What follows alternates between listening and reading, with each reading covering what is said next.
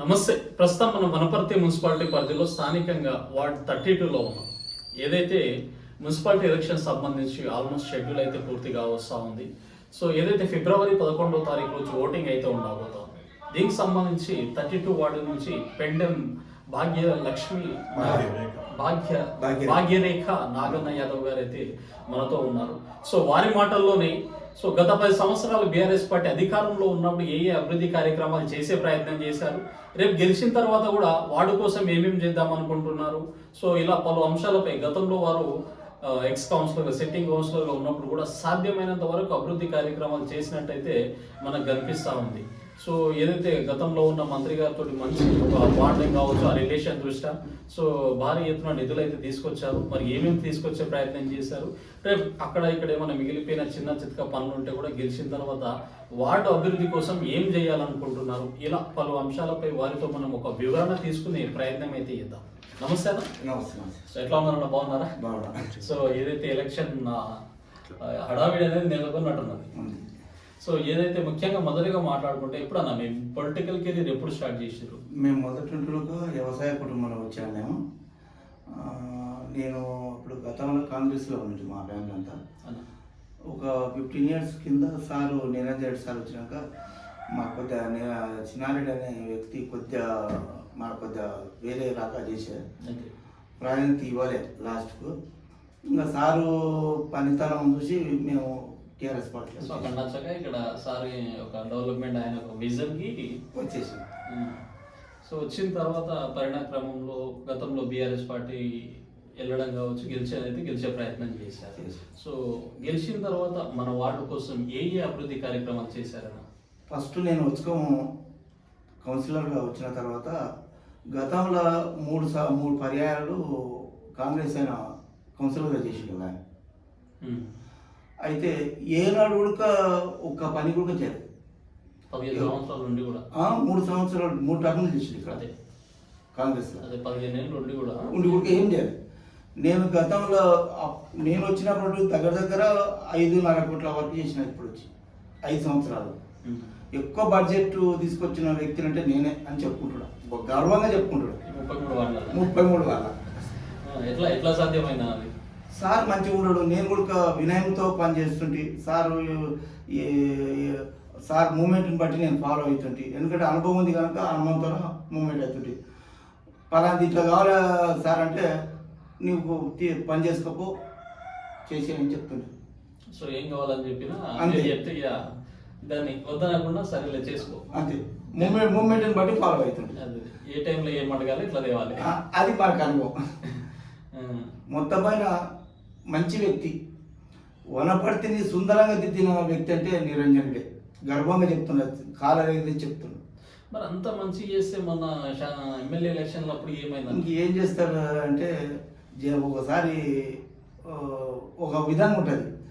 ఇప్పుడు కాచి చెట్టుకే రాలేస్తారు, కాయ చెట్టుకి వేయలేరు, అట్లా ఈ టైప్ అన్నట్టు. వాస్తవంగా ఇలా రోడ్ల విస్తరణ కావచ్చు, రకరకాల వనపర్తిని సుందరంగా దిద్దిన వ్యక్తి అంటే ఆయనే. అంటే రేపు రాపో ఎల్లుండి రాపో అని చెప్పాడు, ముక్కుసూటిగా చెప్పేస్తాడు. అయితే చెప్తాడు, కాదంటే కాదు అంతే సిస్టమ్.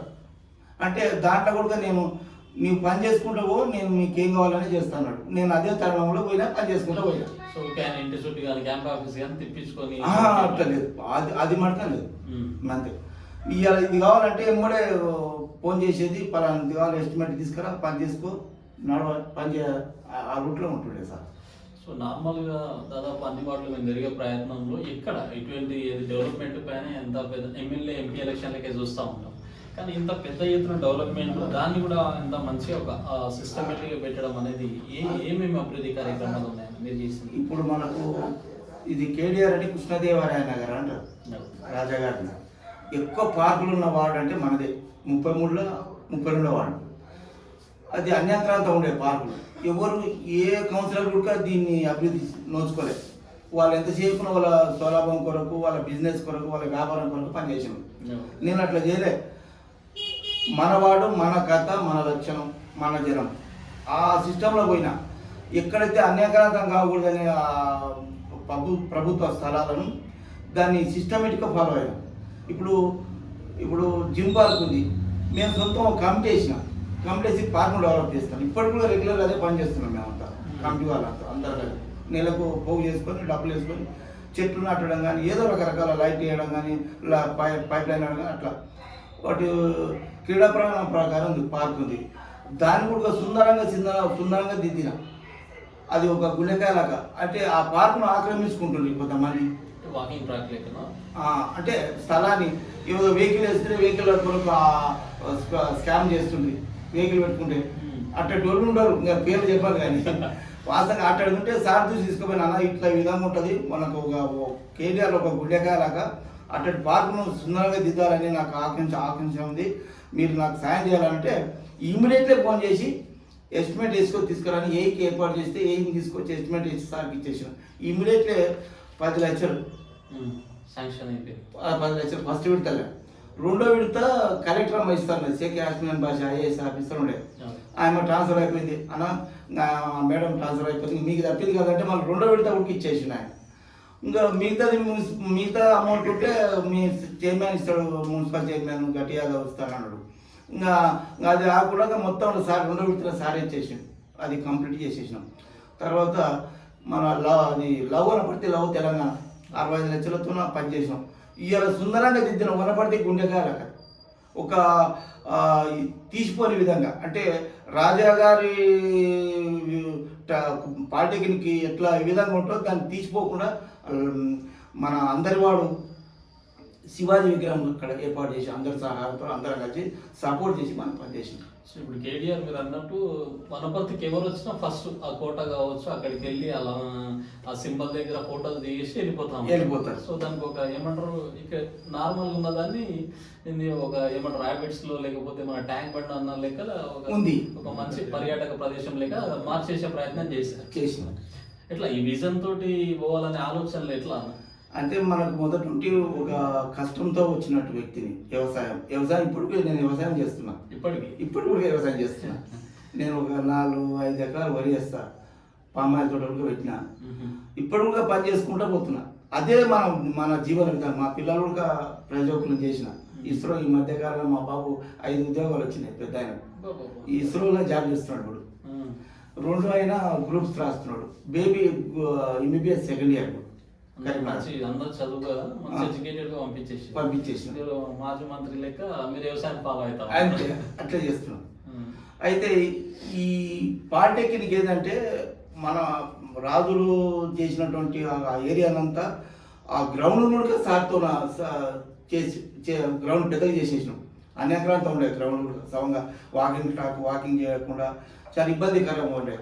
రోజు వచ్చి వారానికి ఒకసారి వచ్చి సార్ చెప్తాను ఈ ట్రాక్ ఇట్లా, ఈ చెట్లు ఇట్లా ఉండాలి, ఈ చెట్లు తీసేయాలి, ఈ పెద్దగా ఉండాలి రోడ్డు. ఓ సీసీ రోడ్ వేసినాం ముందర. అట్లా చేసుకుంటా పోయినాం. స్పెషల్ డెవలప్మెంట్ ఫండ్ కింద వేసినాం. అట్లా మిషన్ భగీరథ 1,72 లక్షల వర్క్ చేసినాం. మిషన్ భగీరథ పెద్ద వర్క్ అది. వనపర్తి మా కేటీఆర్లో పెద్ద వర్క్ అది CC road. Mission Bhagiratha line మా వార్డునే పోయింది. అట్లా చేసుకుంటా పోయినాం మేము. సో వార్డులో ఎక్కడ ఏ సమస్య ఉన్నా దాదాపు పరిష్కరించే ప్రయత్నం అయితే చేసారు 5 ఏళ్ళలోనే. అంతే. వాస్తవంగా చెప్పాలంటే ఫోన్ చేసే చాలు, వాళ్ళ ఇంటి ముందర 2 నిమిషాలు వాళ్తా. ఏ సమస్యలు ఏ విధంగా ఉండి ఎట్లా పోవాలి అనేది ఆలోచన చేస్తా, చేసి పని చేస్తా. అంతే. కరెంటు పోయినా, నీళ్ళు పోయినా. ఇప్పుడు నీళ్ళు ఒకటి గ్రూప్ యాడ్ చేసిన, ఇలా నీళ్ళు కావాలన్నా మన దానికి రాలంటే నేను గ్రూప్లో యాడ్ చేస్తా. ఏ సైడ్ నీళ్ళు వస్తే ఏ సైడ్ నీళ్ళు వద్దు. రాజగారి లైన్ వస్తే రాజగారి లైన్ వస్తుంది, గుడి లైన్ అంటే గుడి లైన్. ఇట్లా ముందుగా ఇన్ఫర్మేషన్ అనేది వాళ్ళకి ఇస్తా. అంతే. వాళ్ళు ఏం చేస్తారు, ఆఫీసులకు పోయిన వాళ్ళు 2 చెప్తారు, అన్న నీళ్ళు వేయించిండు, భార్య కన్నా చేస్తారు, భార్య భర్త కన్నా చెప్తారు, అన్న నీళ్ళు వేసింది అని చెప్తే వాళ్ళు నీళ్ళు పడుతుంది. అట్లాంటి ఈ చిన్న పనులు కూడా చేసేసారు. సో రేపు ఆల్మోస్ట్ జనాల్లో తిరుగుతా ఉంటే కూడా మెజార్టీగా ఇప్పుడున్న క్యాండిడేట్ల పేరు మీదే వినబడతా ఉంది. సో రేపు గెలిచిన తర్వాత మరి వార్డు కోసం మీ ఇంకా మిగిలిపోయిన పనులుంటే ఏం చేద్దాం అనుకుంటున్నారు? ఇప్పుడు ఫస్ట్ వస్తేనే నేను ఏం చేయాలంటే ఇంకా కొద్దిగా పార్క్ లోపల చేసేటి కొన్ని కార్యక్రమాలు ఉన్నాయి. వస్తేనే నేను రెండోది గుడిని డెవలప్ చేయాలనుకున్నా. ఆంజనేయ గుడి. నేను భక్తుని కనుక ఇంతకుముందు అది అన్యాక్రాంతంగా ఉండే, ఆడిపోతే పోని పరిస్థితి ఉంది ఒక వ్యక్తి నుంచి. అది మొదలు గుడిని డెవలప్ చేయాలి, ఇంకోటి సీసీ కెమెరాలు కూడా చేయాలని ఆలోచన వచ్చింది నాకు. గెలిచిన తర్వాత సో గవర్నమెంట్ తో కావచ్చు, సో మీకున్న సర్వీస్ తోటి వేసి ఒక సీసీ కెమెరాలు అయితే ఏర్పాటు చేసే ప్రయత్నం చేస్తారు. సో చాలా మంచి ఆలోచనలు అయితే ఉన్నాయన్న. సో ఏదైతే ముఖ్యంగా ఫిబ్రవరి 11వ తారీఖు రోజు ఓటింగ్ ఉండబోతా ఉంది మన మున్సిపాలిటీ పరిధిలో. సో మన వార్డు 31 సంబంధించి ఫైనల్ ఓటర్స్కి ఏం చెప్పదలుచుకున్నారు మన ఛానల్ ద్వారా? ఏం లేదు, కష్టపడ్డ వాళ్ళకు 100% మీరు న్యాయం చేయాలి. పార్టీ ఏదైనా కావచ్చు, ఎవరైతే పనిచేస్తారో నిరంతరంగా ఫోన్ చేస్తే స్పందిస్తారో అటువంటి వాళ్ళకే ఓటేస్తే మంచిగా ఉంటుంది నా ఆలోచన. వాళ్ళు బీదోడు అయినా సరే, బలిచిన వాళ్ళు అయినా సరే, మధ్యలో అయినా సరే, ఎవరు చెప్పినా నేను పని చేసుకుంటూ పోయినా. 11వ తారీఖు నాడు పెద్ద ఎత్తున నాకు ఓటేసి గెలిపిస్తే అందరికి రుణపడి ఉంటారు, అందుబాటులో ఉంటా పని చేస్తాను. సో ఇది ఏదైతే పెండెం భాగ్యరేఖ నాగన్న యాదవ్ గారి మాటల్లో ఏదైతే గత 5 సంవత్సరాలు స్థానికంగా బీఆర్ఎస్ పార్టీ అధికారంలో ఉన్నప్పుడు కావచ్చు, వారు వార్డు మెంబర్గా గెలిచి సాధ్యమైనంత వరకు కౌన్సిలర్గా గెలిచి సాధ్యమైనంత వరకు అభివృద్ధి కార్యక్రమాలు అయితే చేసే ప్రయత్నం చేసినామని చెప్పేసి, అది మిషన్ భాగీరథకు సంబంధించిన ఇంటింటి త్రాగునీటి సమస్య గురించి కావచ్చు, ముఖ్యంగా ఏదైతే ఈ centre of attraction KDR colony అంటే, సో ఎవరు వచ్చినా ఇక్కడనే ఏదైతే పాలిటెక్నిక్ గవర్నమెంట్ కాలేజ్ కావచ్చు, ప్రతిదీ ఇక్కడనే సెంటర్ ఆఫ్ అట్రాక్షన్ కాబట్టి దానికి వేరు కౌన్సిలర్గా గెలిచినప్పుడు మరింత సో దానికి అభివృద్ధి విషయంలో ముందరికి తీసుకెళ్లే ప్రయత్నం అయితే చేశారు. అంటే ఒక 5 ఏళ్లలోనే, అంటే కొన్ని తరాల నుంచి జరిగిన అభివృద్ధి కూడా వితిన్ 5 ఇయర్స్లోనే పూర్తయినట్లు మనకు అనిపిస్తూ ఉంది. అంటే 5 ఏళ్లలోనే ఇన్ని అభివృద్ధి కార్యక్రమాలు చేసి వారికి ఇక్కడున్న స్థానికులు కాబట్టి ఇక్కడున్న పరిస్థితుల పట్ల పూర్తి అవగాహన ఉన్నట్టు మనకు అనిపిస్తూ ఉంది. ఏ గల్లీలో ఏ సమస్య ఉంది, ఏ ఇంటిలో ఏ సమస్య ఉంది, అటువంటి వ్యక్తులకు అధికారాన్ని ఇచ్చినప్పుడే మరొకసారి ఇంకేదైనా మిగిలిపోయిన కార్యక్రమాలు ఉంటాయి. ముఖ్యంగా వారు చెప్పినట్టు ఏదైతే ఆంజనేయ స్వామి గుడి ఉందో ఆ గుడికి సంబంధించి కావచ్చు, ఆ పార్కుకి సంబంధించి కొన్ని పనులు అక్కడిక్కడ మిగిలిపోయి వీటన్నిటిని 100% పూర్తి చేస్తానని కూడా వారి మాటల్లో వివరించే ప్రయత్నం అయితే చేస్తూ ఉన్నారు. కాబట్టి ఫిబ్రవరి 11వ తారీఖు రోజు ఓటు వేసే ప్రతి ఒక్క ఓటర్ కూడా ఆలోచన చేయాలి, సరైన వ్యక్తి ఎవరు, సమర్థవంతమైన వ్యక్తి ఎవరు, సో రాజకీయాల్లో సేవ చేయడానికి ఎవరు వస్తూ ఉన్నారు, రాజకీయాల్లో సంపాదించుకోవడానికి ఎవరు వస్తూ ఉన్నారు, వీటన్నిటిని ఆలోచన చేసి సరైన వ్యక్తికి, సమర్థునికి నాయకత్వ బాధ్యత అప్పగించినప్పుడే మన వార్డు అనేది అభివృద్ధి విషయంలో ముందరికి వెళ్ళడానికి ఆస్కారం ఉంటుంది. ఏ చిన్న ఏమరపాటు ప్రయత్నం చేసినా మళ్ళీ ఒక 5-6 సంవత్సరాలు అనేది వార్డు అభివృద్ధి విషయంలో వెనక్కి వెళ్ళడానికి అవకాశం ఉంటుంది. కాబట్టి వీటన్నిటిని ఆలోచన చేసి సరైన వ్యక్తికి, సరైన నాయకుడికి నాయకత్వ బాధ్యతలు అప్పగించి వార్డు అభివృద్ధి విషయంలో ప్రతి ఒక్క వ్యక్తి తోడ్పాటును అందిస్తారని కోరుకుంటాము. థ్యాంక్ యూ వెరీ మచ్ అన్న. సో మంచి మెజారిటీతో గెలుస్తున్నారని మేమైతే అనుకుంటున్నాం. అయితే ఇంకొక మాట చెప్పాలి నేను, ఏంటంటే ఇప్పుడు మా వాళ్ళ కేసీఆర్ గవర్నమెంట్ ఉన్నప్పుడు 58 సంవత్సరాల వాళ్ళకు పింఛన్ ఏర్పాటు చేసింది, కటప్ చేసిండు ఏజ్లో. అటువంటి వాళ్ళకి 65 మందికి పింఛన్ చేసినాడు కొత్తగా. 24 మందికి ఇండ్లు ఇచ్చిన, డబుల్ బెడ్రూమ్ ఇచ్చిన. నేనే రూపాయలు కట్ చేసి వచ్చిన ఇల్లులో పెట్టొచ్చిన వాళ్ళని. డబుల్ బెడ్ 24 ఇండ్లు ఇచ్చిన. నాకు 9 వచ్చినాయి. అయితే లేదు సార్, నాకు ఒక ఇండ్లో పనిచేసేటోళ్ళు కొద్దిగా బిట్టు ఉంది, కొద్ది బీద కుటుంబం ఉన్నారు, అటువంటి కొన్ని ఇండ్లు కావాలంటే నాకు 24 ఇండ్లు ఇచ్చింది. అటువంటి 24 ఇండ్లు ఇస్తే వాళ్ళు ఇండ్లో పోయి నేనే పోయి రిబ్బన్ కట్ చేసి టెంకాయ కొట్టొచ్చిన, భోజనం చేసి వచ్చిన. వాస్తవంగా చెప్పాలంటే అభివృద్ధి దాత సింగిరెడ్డి నిరంజన్ రెడ్డి. ఎండాకాలం వస్తే నీళ్ళు దొరకకుండా పరిస్థితులు ఉండే, ఎండాకాలం వస్తే నీళ్ళు దొరకకుండా పరిస్థితి. ఇవాళ ఎండాకాలం వస్తే సబ్సిడీ నీళ్ళు వచ్చినాయి. నేనున్న 5 సంవత్సరాలు ఇప్పుడు అట్లే ఉంది. రోజు తప్పి రోజు వస్తున్నాయి. ఆడవాళ్ళు కావాల్సింది ఏం అడుగుతారు? నీళ్ళు అడుగుతారు, తర్వాత డ్రైనేజ్ అడుగుతారు, మూడోది కరెంట్ అడుగుతారు. మనకు కావాల్సింది నీళ్ళే, మనకు కావాల్సింది. అట్లా చేసుకుంటూ పోయినాం. కళ్యాణ లక్ష్యం కావచ్చు, షాదీ ముబారక్ కావచ్చు, అన్ని రకాలుగా చేసాం. ఇది లేదా కూడా ఎల్ఓసి అని నిమిషాల విన వస్తే ఇది కావాలి హాస్పిటల్ ఉందంటే నిమిషాల విన సార్కి మెసేజ్ పెడితే 1-2 లక్షలు ఎల్ఓసి ఇచ్చి సీఎం ఫండ్స్ కూడా పెద్ద ఎత్తున చేయించిన. వారానికి క్యాంప్ ఆఫీసులు ఇస్తే వారానికి 3-4 మంది ఉంటుండే మా జనం, మా వార్డు. ప్రతి ఒక్కరికి నాకు హాస్పిటల్ ఆపరేషన్ చేసుకుంటే ఆ కాగితాలు తీసుకపోవడం, ఇవ్వడం, తెచ్చుకోవడం, వేయడం, వాళ్ళతో చెక్లు ఇవ్వడం, ఆ పని చేసినాం. అదే ఈ మేనిఫెస్టోలో నేను పెట్టినది. ప్రతి ఒక్కటి ఉంది. ఇది లేదనకుండా చేసినాం.